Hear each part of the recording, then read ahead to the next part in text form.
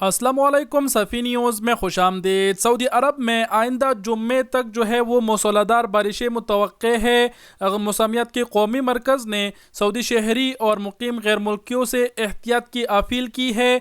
दूसरी जानिब कौमी मरकज़ का ये भी कहना है कि मंगल और बुध को तबूक के इलाकों में बर्फ़बारी भी मुतवक्के है। इसके अलावा आज 1 जनवरी 2023 को महकमा तालीम ने भी कहा है कि मक्का, जद्दा और ताइफ में पीर को भी स्कूल बंद रहेंगे, ऑनलाइन तालीम होगी। महकमा तालीम ने बयान में कहा कि मौसमियात के कौमी मरकज़ ने पीर को ख़राब मौसम की रिपोर्ट की बुनियाद पर ऑनलाइन तालीम का फैसला किया है। जितने भी मुकीमीन हैं सऊदी अरब में वो एहतियात ज़रूर करें, ख़ासकर मक्का और जद्दा में रहने वाले भाई ज़्यादा एहतियात करें, क्योंकि आपको वहाँ की सूरत हाल का पता है कि वहाँ बारिश होने के बाद पानी सैलाब का रुख इख्तियार करते हैं। इसके अलावा जो वीडियो आप स्क्रीन पर देख पा रहे हैं, जिसमें देखा जा सकता है कि मक्का मुकर्रमा यानी खाना काबा मस्जिदुल हराम में जो स्नोफॉल है यानी बर्फबारी हो रही है, इस पे सऊदी हुकूमत का कहना है कि ये वीडियो फेक है, वहाँ बारिश ही हुई है। इस वीडियो को इफेक्ट लगा के बनाया गया है कि मस्जिदुल हराम में